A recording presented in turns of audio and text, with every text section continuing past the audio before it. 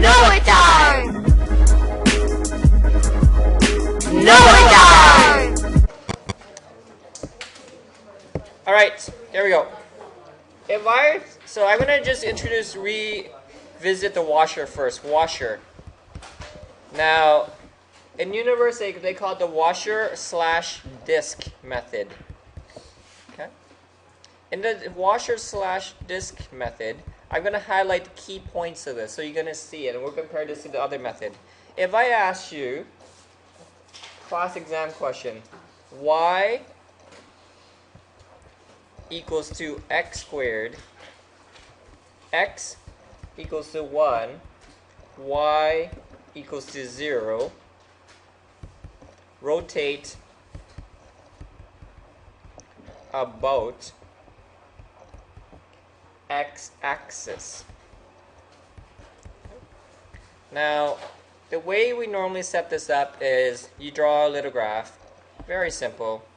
You draw my parabola, very, very simple. X equals to 1. I'm going to say is right here, y equals to 0, right here. So this is the part I'm going to be rotating right here. Okay. And when I rotate it, what I do is I draw a reflection. See? I draw a little nice reflection. And it creates a little disc. That's what we did before. And the way I set this up is I would do integral. If I'm doing x-axis from 0 to 1, pi, now r is just x squared all squared dx. Key thing I want to highlight is this. X-axis in terms of x. With the washer method,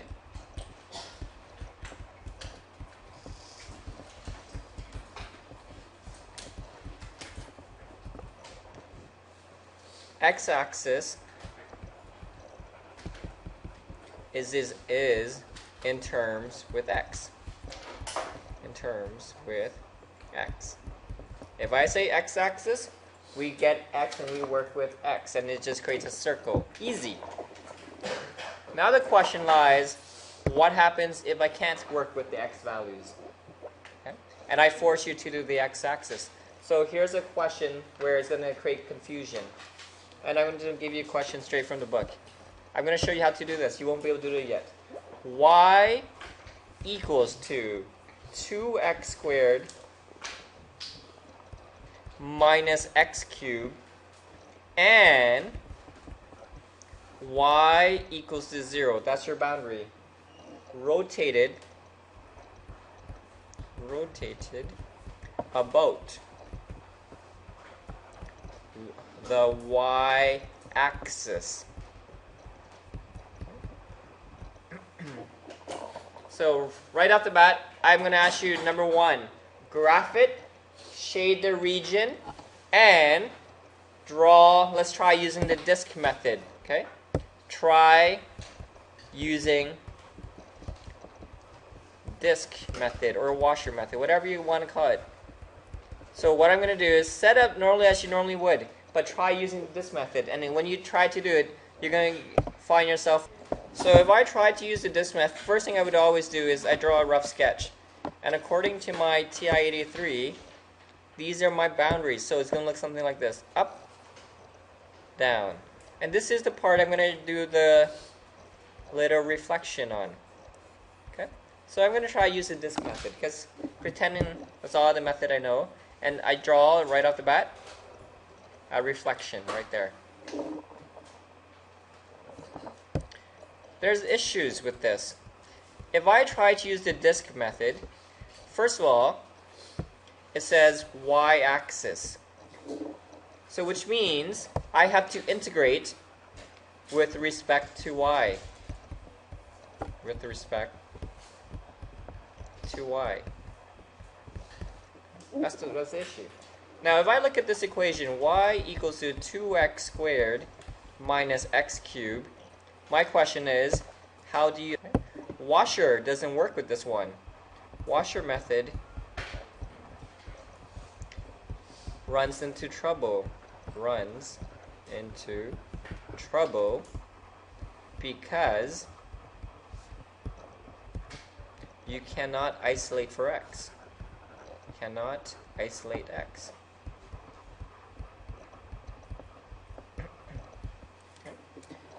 I force some of you to know, why can't I just do it over the x-axis and make my life easier? The reason why is I force you to the y-axis. So there has to be a new method to solving this. And this is called the cylindrical shell method. Here's how the shell method works. We draw the reflection exactly the same way. Like the name, it comes from the name of a cylinder. So when we draw this, watch what I'm going to do.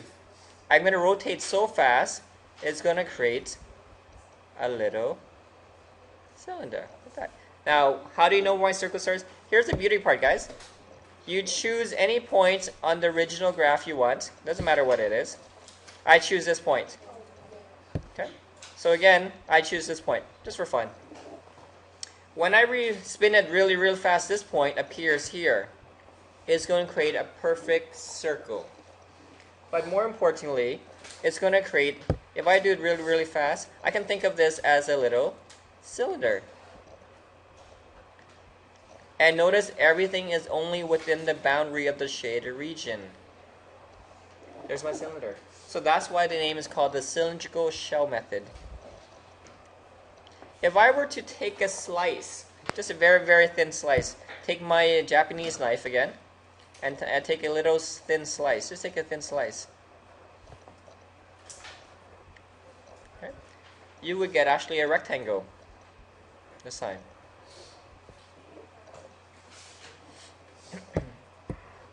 If I take a really thin slice of the cylinder, it actually becomes a rectangle. The question is, surface area of a cylinder. There's a formula you were taught in grade 8 for surface area cylinder. You're close. 2 pi r squared plus 2 pi r h. This part right here is the rectangle of the cylinder. That's a rectangle. So in other words, what I'm going to do is when I use the cylindrical shell method, I'm going to use this part only. So I'm going to go integral of 2 pi r, okay? Finally, h. Now here's the beauty about this of cylindrical shell method, star. This is where the big difference, the first difference lies in the cross section. This is a rectangle now. The second biggest difference, put a star beside. This is where it confuses people. If I rotate on the y-axis, okay, if I rotate on the y-axis using the cylindrical shell method,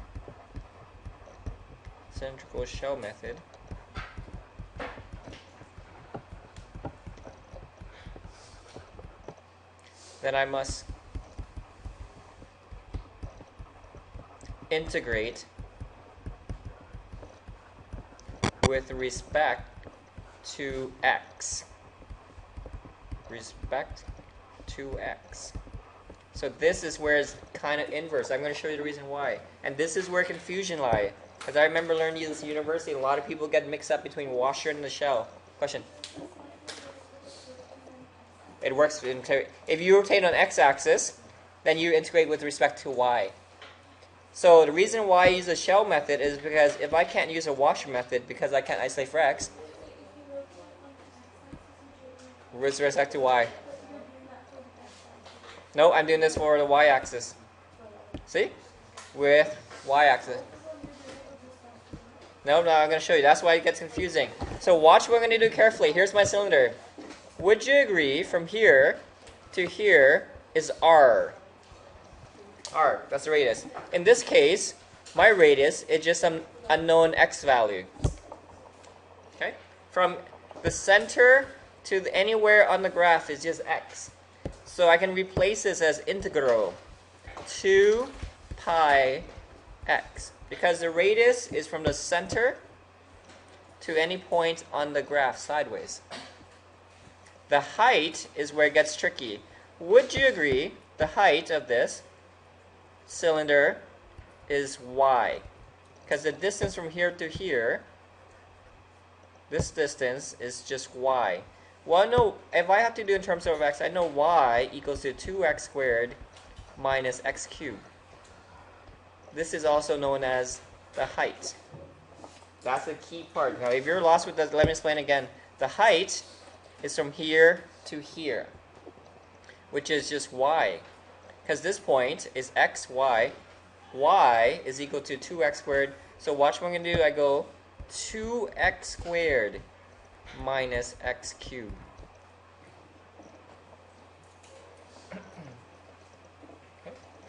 Now, if I'm working with respect to x, well, I know this is 0, but I didn't really know what this point is yet. Find this point for me, please.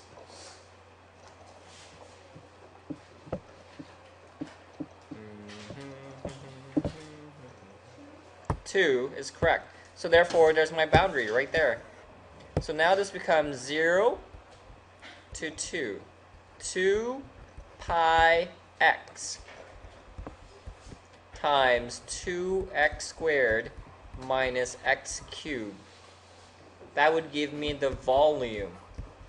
And this shell method works when washer method fails because you cannot isolate for x or y. We'll do lots of practice questions on this, trust me, because I know you're confused. Solve it, and then that's going to end our lesson for today. If I think about this, I can just bring up the 2 pi, and this becomes integral 0 to 2x cubed minus x4 dx. I forgot dx. You can easily integrate this, and if you do, you should have the answer of... I'm going to pause it and let... If you did it right, you should have 16 pi by 5. And that is an introduction to why we're going to wrap up this calculus. And that's why it's so tough, because it contradicts almost, it works, it's the opposite of washer. When washer doesn't work, use the shell method. Both methods give you the same answer.